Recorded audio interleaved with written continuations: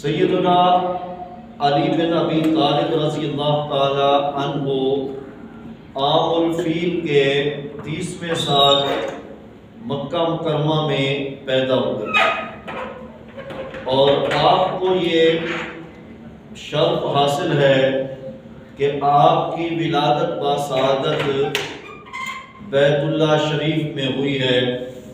جس طرح کہ حضرت سیدنا حکیم بن حزام رضی اللہ تعالی عنہ جو ام المومنین سیدہ طیبہ حضرت خدیجہ الکبریٰ رضی اللہ تعالی عنہا کے بھتیجے ہیں، ان کی ولادت باسعادت بھی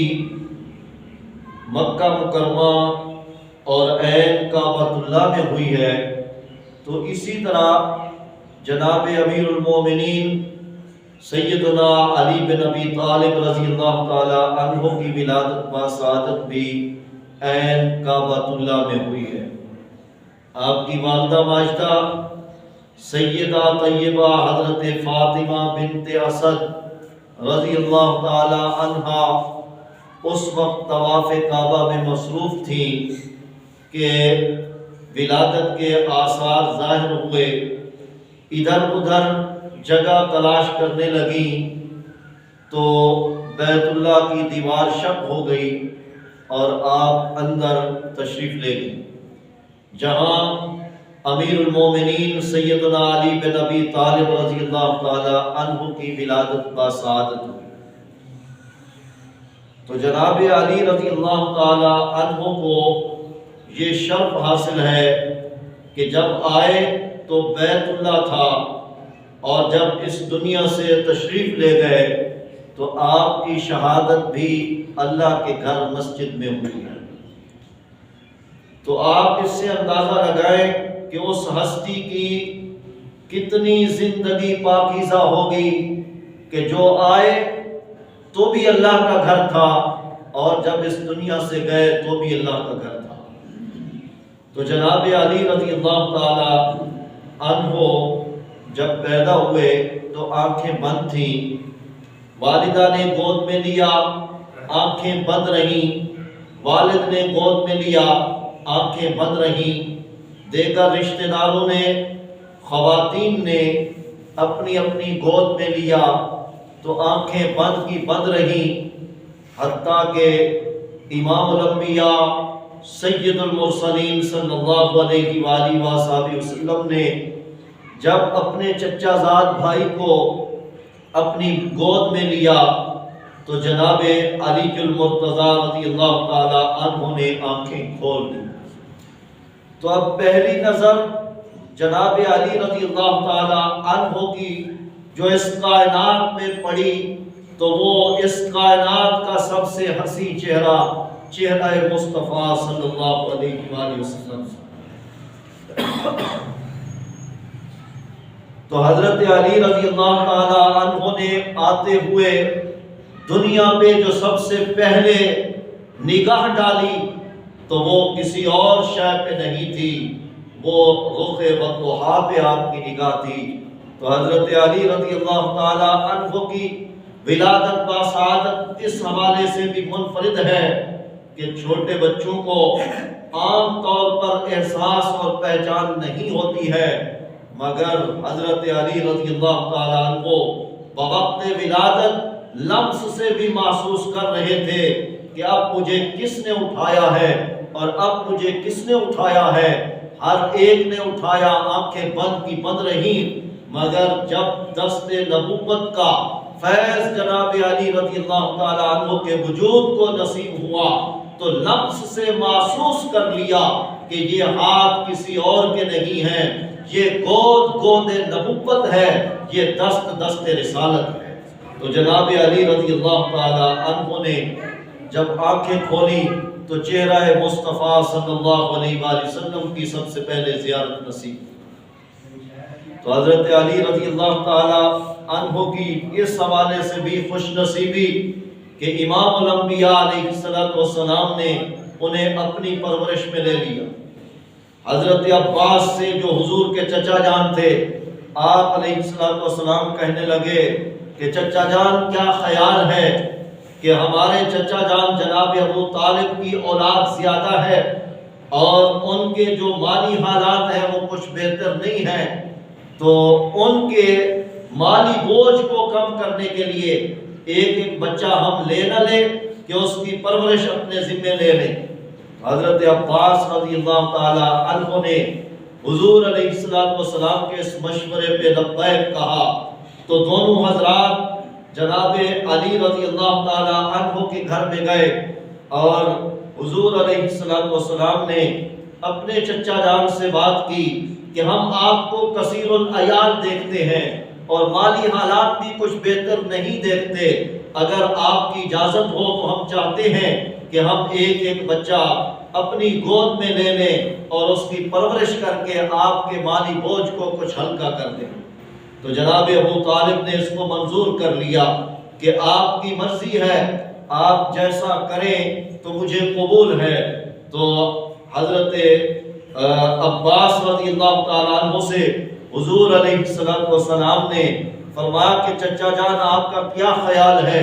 کہ میں جناب ابو طالب کی اولاد میں سے کس بچے کو لوں گا؟ تو حضرت عباس کہنے لگے یہ ساری دنیا جانتی ہے کہ آپ جناب علی رضی اللہ تعالی عنہ کو لیں گے۔ تو حضور علیہ السلام نے حضرت علی رضی اللہ تعالی عنہ کو بلایا اور انہیں سینے سے لگایا اور اپنے گھر میں پرورش کے لیے لے آئے۔ تو بس وہ وقت تھا، حضرت علی رضی اللہ تعالی عنہ کو حضور کی رفاقت و صحبت کا وہ لمحہ اس طرح میسر آیا کہ پھر حضور علیہ السلام کی وفات تک جناب علی رضی اللہ تعالی عنہ حضور علیہ السلام کے ساتھ رہے۔ پھر جو بھی لمحات آئے حضرت علی رضی اللہ تعالی عنہ نے امام الانبیاء علیہ السلام کا ساتھ نہیں چھوڑا۔ ہاں کہیں حکم ملا کہ علی اب تم فلاں مقام پر چلے جاؤ، فلاں مقام پہ تم رہ جاؤ، تو جناب علی رضی اللہ تعالی عنہ نے حکم کی تعمیل میں اس مقام کا انتخاب کیا، اور جب وہ کام کر لیا تو پھر فوراً حضور علیہ السلام کی خدمت میں حاضری دی۔ جناب علی رضی اللہ تعالی عنہ بچپن میں حضور علیہ السلام کے ساتھ رہے، پرورش حضور علیہ السلام نے آپ کی، اسی لیے آپ کی سیرت بڑی پاکیزہ ہوئی، آپ کا کردار بڑا پاکیزہ ہوا۔ کبھی زمانہ جاہلیت میں بت کو سجدہ نہیں کیا، کبھی شراب نہیں پی، اور کبھی آپ بدکاری کے قریب نہیں گئے۔ جب آپ علیہ السلام نے اعلان نبوت فرمایا تو جناب علی رضی اللہ تعالیٰ عنہ بچوں میں سے پہلے تھے جنہوں نے اسلام قبول کیا۔ اور ذوالعشیرہ میں جب آپ علیہ السلام نے دعوت عام کی اور اللہ نے حکم دیا اپنے محبوب کو وَأَنذِرْ عَشِيرَتَكَ الْأَقْرَبِينَ، اے محبوب اب آپ اپنے قریبی رشتہ داروں کو ڈرائیں اور انہیں اللہ کا پیغام پہنچائیں، تو آپ علیہ السلام نے دعوت کی، قریش کے سرداروں کو بلایا، اپنے رشتہ داروں کو، اور قریش کے جو رشتہ دار آپ علیہ السلام کے بڑے نامی گرامی تھے، آپ نے ان سب کو بلایا، کھانا کھلایا، اور اس کے بعد پھر آپ علیہ السلام نے تبلیغ کا آغاز فرمایا کہ لوگوں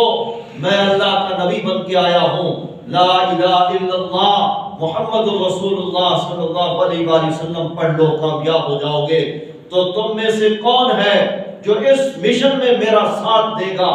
تو اس محفل پر سناٹا چھا گیا، اور اس خاموشی کو اگر کسی نے توڑا ہے تو اس کا نام جناب علی بن ابی طالب رضی اللہ تعالی عنہ ہے۔ آپ مجلس میں پیچھے بیٹھے تھے، چونکہ عمر چھوٹی تھی، 6 سال یا 10 سال اس وقت آپ کی عمر تھی، مختلف روایات ہیں۔ آپ پیچھے کھڑے ہو گئے اور عرض کرنے لگے کہ یا رسول اللہ صلی اللہ علیہ وسلم، اگرچہ میری عمر چھوٹی ہے، اگرچہ میرے بازو میں وہ طاقت نہیں ہے، لیکن میں اس مجلس میں اعلان کرتا ہوں کہ میں آپ کے مشن میں آپ کا شریک ہوں گا اور آپ کا مددگار ہوں گا۔ تو حضور سید عالم نور مجسم صلی اللہ علیہ وآلہ وسلم نے انہیں قبول فرما لیا، اور جناب علی رضی اللہ تعالی عنہ ہمیشہ حضور علیہ السلام کے بااعتماد ساتھی بن کر آپ علیہ السلام کے ساتھ رہے۔ وہ ہجرت کا موقع آپ علیہ السلام کو ضرورت تھی ایسے امین کی کہ جو آپ علیہ السلام کی امانتیں جو تھی وہ رکھی ہوئی، جو کفار نے آپ علیہ السلام کو سونپی تھی، ان امانتوں کو بڑی امانت داری کے ساتھ ایک ایک مالک تک پہنچا دے۔ تو آپ علیہ السلام نے جس امانت دار کا انتخاب کیا وہ کوئی اور نہیں تھا، وہ ابو طالب کا بیٹا جناب علی رضی اللہ تعالی عنہ تھے۔ تو حضور علیہ السلام نے انہیں اپنے بستر پہ سلایا اور فرمایا کہ علی یہاں سو جاؤ، اور صبح بیدار ہو کر یہ امانتیں فلاں فلاں کی تم نے واپس کرنی ہے، اور پھر تم نے میرے پاس مدینے آ جانا ہے۔ تو جناب علی رضی اللہ تعالی عنہ کا وہ بستر جس پر حضور نے انہیں سلایا وہ اگرچہ خطرات سے خالی نہیں تھا، وہ بستر موت تھا، لیکن علی رضی اللہ تعالی عنہ سے جب بعد میں کسی نے پوچھا کہ وہ رات کیسی گزری، تو آپ نے فرمایا کہ زندگی بھر میں اور جس چین اور سکون کی نیند مجھے ہجرت کی رات نصیب ہوئی ہے، زندگی بھر میں کبھی نصیب نہیں ہوئی۔ تو پوچھا گیا وہ کیسے؟ کہا کہ جب ہم سوتے ہیں ہمیں بھروسہ نہیں ہوتا کہ صبح اٹھیں گے یا نہیں اٹھیں گے، ہم موت کی وادی میں چلے جائیں گے یا اٹھیں گے تو ہمیں یقین نہیں ہوتا، لیکن اس رات میں پورے یقین کے ساتھ سویا کہ صبح میں اٹھوں گا، اس لیے کہ حضور علیہ السلام نے فرمایا تھا نا، جا علی اس بستر پہ سو جاؤ، صبح اٹھ کے امانتیں واپس کرنا۔ تو یہ اشارہ تھا کہ علی صبح ضرور بیدار ہوگا، امانتیں واپس کر کے مدینے ضرور پہنچے گا۔ تو فرمایا کہ زبان رسالت معاب سے جو کلمہ نکل جاتا ہے وہ پھر ہو کر رہتا ہے، جو بات منہ سے تمہارے نکلی وہ بات ہو کے رہی، جو دن کو کہہ دیا شب تو رات ہو کے رہی۔ تو آپ علیہ السلام کی زبان پاک کی تو یہ شان ہے۔ تو حضرت علی فرماتے ہیں اس زبان پہ پورا یقین ہے کہ جیسے اس زبان سے نکل جاتا ہے وہ ہو کر رہتا ہے۔ جب فرمایا سو جاؤ صبح بیدار ہونا، تو گارنٹی تھی کہ علی صبح ضرور بیدار ہوگا۔ فرمایا اس رات میں چین کی نیند نہ سوتا تو اور کیا کرتا۔ تو جناب علی رضی اللہ تعالی عنہ نے امانتیں واپس کی اور مدینہ منورہ میں حضور علیہ السلام کے پاس اس وقت پہنچے جب آپ علیہ السلام قباء میں قیام پذیر تھے۔ تو آپ علیہ السلام نے مدینہ طیبہ میں جا کر جو ابتدائی طور پر کام کیے ان میں ایک بڑا کام مہاجرین کی آباد کاری تھی، جنہوں نے دین کی خاطر اپنا وطن چھوڑا، کاروبار چھوڑا، اپنا گھر بار چھوڑا، رشتہ دار چھوڑا، تو ان کو آباد کرنا تھا۔ آپ علیہ السلام نے اس کے لیے عقد مواخات قائم فرمایا، ایک مہاجر کو ایک ایک انصاری کا بھائی بنا دیا، اور جب سب کو آپ نے آباد کر دیا اور ایک ایک انصاری کا بھائی بنا دیا، تو جامع ترمذی کی روایت ہے، حضرت عبداللہ بن عمر رضی اللہ تعالیٰ عنہ فرماتے ہیں حضرت علی رضی اللہ تعالیٰ عنہ بعد میں پہنچے، آنکھیں نم تھیں اور آپ رو رہے تھے۔ حضور علیہ السلام کی خدمت میں حاضر ہوئے تو آنکھیں چھم چھم برس رہی ہیں۔ آپ علیہ السلام نے وجہ پوچھی تو عرض کرنے لگے آخیت بین اصحابی کا، محبوب آپ نے اپنے صحابہ میں عقد مواخات قائم فرما دی، ایک ایک مہاجر کو انصاری کا بھائی بنا دیا ہے، وَلَمْ تُوَاقِ بَيْنِي وَبَيْنَ أَحَدٍ، اور میرے درمیان اور کسی اور کے درمیان آپ نے عقد مواخات قائم نہیں فرمایا۔ میں بھی مہاجر ہوں، ہجرت کر کے آیا ہوں، آپ نے مجھے کسی انصاری کا بھائی نہیں بنایا ہے۔ تو امام الانبیاء علیہ السلام نے تسلی دیتے ہوئے تاریخی جملہ ارشاد فرمایا، جامع ترمذی کے اوراق پر وہ جملہ موجود ہے۔ حضور علیہ السلام نے فرمایا یا علی جو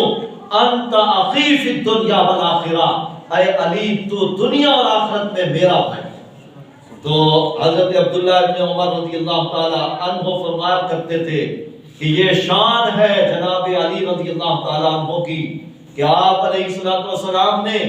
ان کو جو مواخات کا شرف عطا فرمایا ہے وہ کسی اور کے حصے میں نہیں آیا، کوئی حضرت خارجہ کا وہ بھائی بنا ہے، کوئی کسی کا بھائی بنا ہے، مگر علی رضی اللہ تعالیٰ عنہ وہ ہیں جو ساری کائنات کے امام کے بھائی بنے ہیں، اور وہ بھی صرف دنیا میں نہیں بلکہ فرمایا کہ دنیا اور آخرت دونوں میں تم میرے بھائی۔ تو فرمایا کہ یہ بھائی چارہ حضرت علی رضی اللہ تعالیٰ عنہ کا تمام بھائی چاروں پہ فوقیت رکھتا ہے، اور تمام سے بڑھ کر یہ بھائی چارہ مقام اور فضیلت رکھتا ہے۔ تو حضرت علی رضی اللہ تعالیٰ عنہ نے حضور علیہ السلام کے ساتھ کس طرح پھر شب و روز گزارے، تو بدر کا میدان ہو یا وہ احد کا ہو یا خندق کا میدان ہو یا وہ خیبر کا مقام ہو، تو حضرت علی رضی اللہ تعالی عنہ نے سوائے تبوک کے تمام غزوات میں حضور علیہ السلام کی فوج میں اور آپ کے لشکر میں ایک بنیادی حیثیت کے ساتھ آپ موجود رہے۔ اور جناب علی رضی اللہ تعالی عنہ تبوک میں شریک نہ ہوئے تو اس کی وجہ بھی حضور علیہ السلام کا آرڈر اور فرمان تھا۔ آپ نے حضرت علی رضی اللہ تعالی عنہ کو مدینہ منورہ میں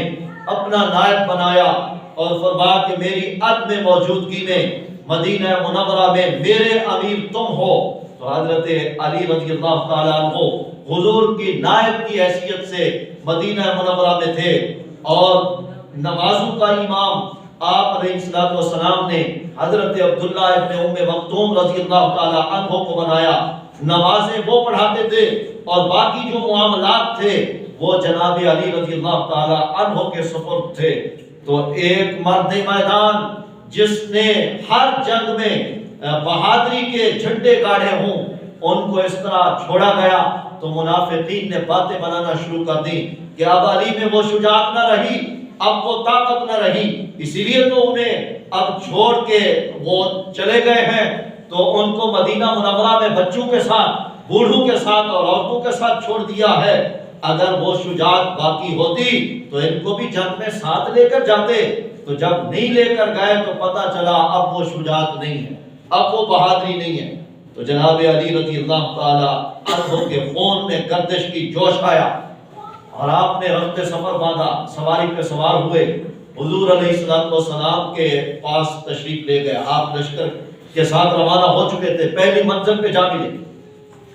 اور عرض کی یا رسول اللہ صلی اللہ علیہ وسلم، آپ مجھے بچوں میں اور عورتوں میں چھوڑ کے جا رہے ہیں۔ تو ایک مرد میدان ہو تو اس طرح انہیں جو ہے، یعنی جب آپ علیہ السلام نے پریشان حال دیکھا تو آپ نے تسلی جملے ارشاد فرمائے۔ یہ صحیح بخاری اور صحیح مسلم دونوں میں الفاظ موجود ہیں۔ امام الانبیاء علیہ السلام نے اس وقت جو جملے ارشاد فرمایا، حضرت سعد بن ابی وقاص رضی اللہ تعالی عنہ سے روایت فرماتے ہیں کہ حضور نے تسلی دیتے ہوئے فرمایا، انت منی بمنزلۃ ہارون من موسیٰ الا انہ لا نبی جوادی۔ فرمایا کہ اے علی، کیا تم اس بات پر راضی نہیں ہو کہ تمہیں میری بارگاہ سے وہی مقام حاصل ہے جو جناب ہارون علیہ السلام کو حضرت موسیٰ علیہ السلام کی بارگاہ سے حاصل تھا۔ تو جب موسیٰ علیہ السلام کوہ طور پر تورات لینے کے لیے تشریف لے گئے، 40 راتیں آپ نے وہاں گزاری، چلہ لگایا، پھر اللہ تبارک و تعالیٰ نے تورات عطا فرمائی۔ تو حضرت موسیٰ علیہ السلام اپنے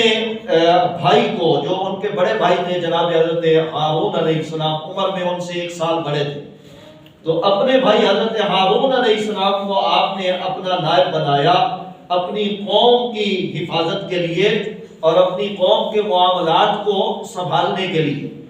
تو حضرت موسیٰ علیہ السلام پھر کوہ طور پر تشریف لے گئے، تو آپ علیہ السلام نے اسی تشبیہ کو بیان فرمایا۔ فرمایا جس طرح موسیٰ علیہ السلام کے نائب حضرت ہارون بنے تھے، فرمایا کہ میں نے بھی تمہیں اس بنیاد پر نہیں چھوڑا کہ تم میں شجاعت نہیں ہے، بلکہ میں نے تمہیں اس بنیاد پر چھوڑا ہے کہ میں نے تمہیں اپنا نائب بنایا ہے۔ تو حضور سید عالم نور مجسم صلی اللہ علیہ وسلم نے جب اتنا بیان فرمایا تو پھر آپ نے اگلا جملہ بھی ارشاد فرمایا، فرمایا الا انہ لا نبی بعدی، مگر یاد رکھو کہ میرے بعد کوئی نبی نہیں۔ تو کیا مطلب تھا کہ کوئی اس سے یہ نہ سمجھ لے کہ حضرت موسیٰ علیہ السلام بھی نبی تھے اور ہارون علیہ السلام بھی نبی تھے تو میں نے ان کے ساتھ تشبیہ دی ہے،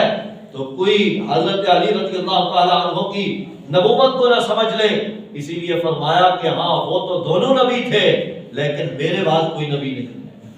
تو اس سے بعد حضرات نے خلافت پر استدلال بھی کر لیا، حالانکہ وہ عارضی نیابت تھی۔ اس طرح آپ علیہ السلام جہاں بھی تشریف کسی غزوات میں جب لے جاتے تھے تو اپنا نائب کسی کو بنا کر جاتے تھے، جب واپس آتے تھے وہ نیابت ختم ہو جاتی تھی۔ جس طرح کے غزوہ بنی المصطلق میں حضور علیہ السلام نے اپنا نائب امیر المومنین حضرت عثمان ذو النورین رضی اللہ تعالیٰ عنہ کو بنایا، اور غزوہ تبوک 9 ہجری میں ہوا اور غزوہ بنی المصطلق 5 ہجری میں ہوا۔ تو آپ علیہ السلام پہلے اپنا نائب جناب عثمان ذو النورین رضی اللہ تعالیٰ عنہ کو غزوہ بنی المصطلق میں بنا چکے تھے۔ اگر یہ چیز خلافت پر دلیل ہے تو امیر المومنین حضرت عثمان رضی اللہ تعالیٰ عنہ کی خلافت کا اس حوالے سے بھی پہلے نمبر آتا ہے۔ تو جبکہ ایسا نہیں ہے، یہ تو عارضی نیابت تھی جو آپ علیہ السلام کے واپس مدینہ تشریف لانے پر وہ ختم ہو جایا تھا۔ تو حضور سید عالم نور مجسم صلی اللہ علیہ وآلہ وسلم نے اسی طرح خیبر کے موقع پر ارشاد فرمایا، جب قلعہ نائم فتح نہیں ہو رہا تھا تو آپ علیہ السلام نے فرمایا لَأُعْطِيَنَّ هَذِهِ الرَّأْيَةَ غَدًا رَجُلًا يُحِبُّ اللَّهَ وَرَسُولَهُ وَيُحِبُّهُ اللَّهُ وَرَسُولُهُ وَيَفْتَحُ اللَّهُ عَلَى يَدَيْهِ۔ فرمایا کہ کل میں یہ پرچم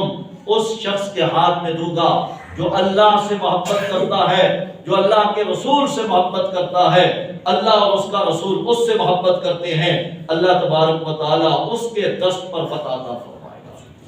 تو صحابہ کہتے ہیں، حضرت سعد بن معاذ رضی اللہ تعالیٰ عنہ جو اس حدیث کے راوی ہیں، کہ تمام صحابہ کرام رات بھر محو تمنا رہے کہ فضیلت بڑی ہے کہ کل جس کو جھنڈا ملے گا اس کے لیے فضیلت یہ بیان کی گئی، وہ اللہ اور اس کے رسول کا محبوب بھی ہے، وہ اللہ اور اس کے رسول کا محب بھی ہے، کیونکہ یہ کہا گیا کہ وہ اللہ اور اس کے رسول سے محبت کرتا ہے، اللہ اور اس کا رسول اس سے محبت کرتے ہیں۔ اور پھر یہ بھی فرمایا گیا کہ اسی کے ہاتھ پر اللہ تبارک و تعالیٰ فتح عطا فرمائے۔ تمام نے محو تمنا بن کے رات گزاری، لیکن جب صبح ہوئی حضور علیہ السلام نے مجمع پہ نگاہ دوڑائی،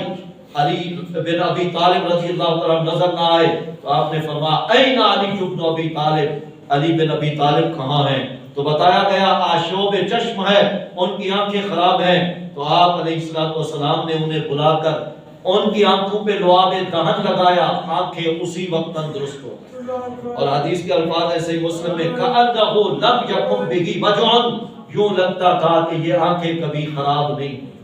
تو امام الانبیاء علیہ السلام نے پھر انہیں ہدایات دے کر بھیجا۔ آپ نے فرمایا کہ بڑے نرمی کے ساتھ چلے جاؤ،